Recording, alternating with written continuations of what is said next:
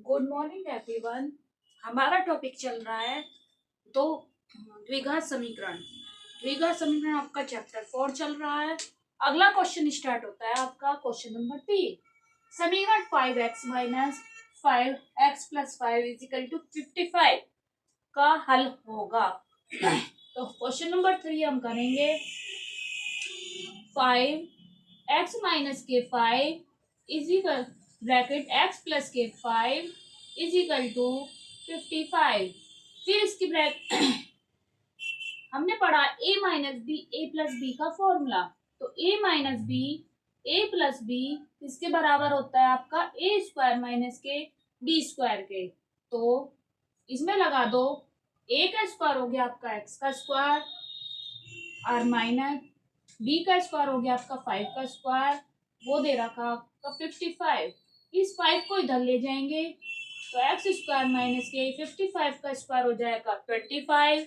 25 होने के बाद 55 अपॉन ये चला जाएगा डिवाइड में आपका।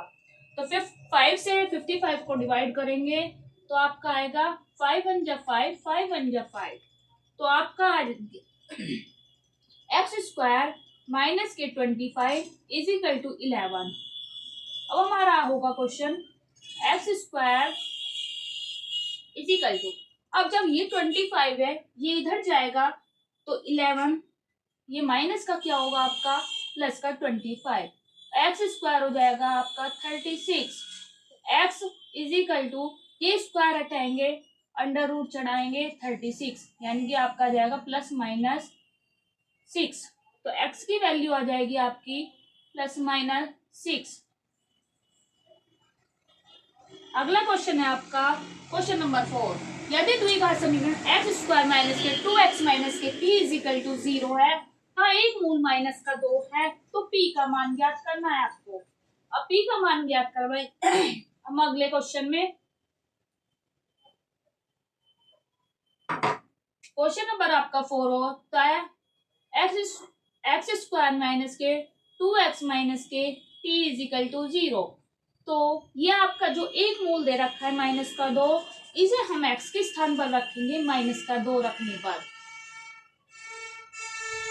जब माइनस का 2 इसमें रखेंगे तो x के स्थान पर रख दो माइनस का 2 का स्क्वायर माइनस के 2 गुणा माइनस का 2 माइनस का p इज इक्वल टू हो जाएगा आपका 0। तो माइनस के 2 का स्क्वायर आएगा आपका प्लस का 4, क्योंकि माइनस की माइनस में मल्टीप्लाई करने पर आता है आपका प्लस।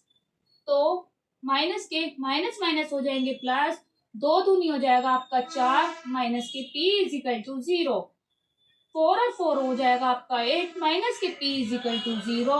और इस p को इधर ले जाएंगे तो ये p प्लस का हो जाएगा, तो p की वैल्यू आ जाएगी आपकी 8।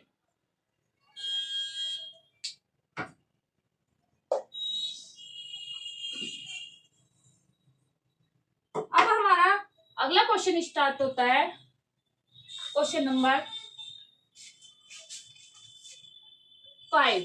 क्वेश्चन नंबर 5 में आपका दे रखा है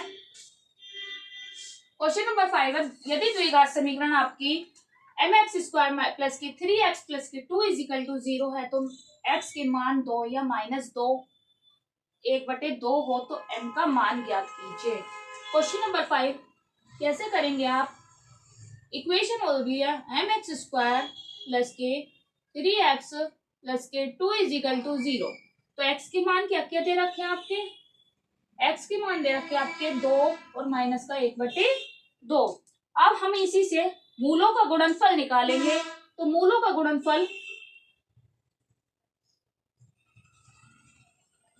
गुणनफल मैंने आपको पहले क्वेश्चन में बताया था, इक्वेशन भी बताई थी और मूलों का योगफल भी बताया था और मूलों का गुणनफल भी बताया था। लेकिन मूलों का गुणनफल होता क्या है आपका c/a, लेकिन हमारा जो है x की वैल्यू ये दे रखी है, तो मूलों को गुणनफल में क्या करेंगे मल्टीप्लाई, यानी कि 2 गुणा माइनस का 1/2। तो 2 से 2 कैंसिल हो जाएगा इज इक्वल टू माइनस का 1। तो मूलों का गुणनफल आ गया आपका माइनस का 1। अब हम क्वेश्चन करेंगे m की वैल्यू निकालनी है। m की वैल्यू कैसे निकालेंगे, यहाँ से m की वैल्यू निकालेंगे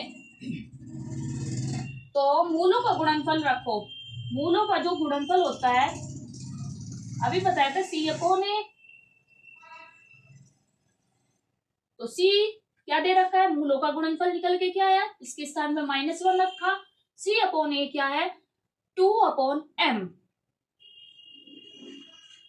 तो m की मल्टीप्लाई यहां कर देंगे तो माइनस का m इजिकल टू आ गया 2 और m इजिकल टू आ गया आपका -2, यानी कि m की जो वैल्यू आएगी आपकी -2।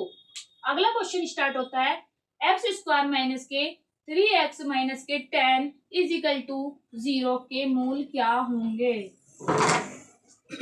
देखो आपने छोटी क्लासों में भी पढ़ा होगा, हम गुणनखंड निकालते हैं, बहुत से बच्चों को गुणनखंड नहीं आते। अब आप यहाँ देखना गुणनखंड कैसे निकालेंगे। तो x² के 3x के 10 इजिकल टू 0। तो देखो c की मल्टीप्लाई यहाँ कर दें, अगर यहाँ पे 1 मानते हैं तो 10 एकम 10 के ऐसे फैक्टर करो, यानी कि गुणा या जोड़ या घटा जो भी करना है वो -3 आना चाहिए।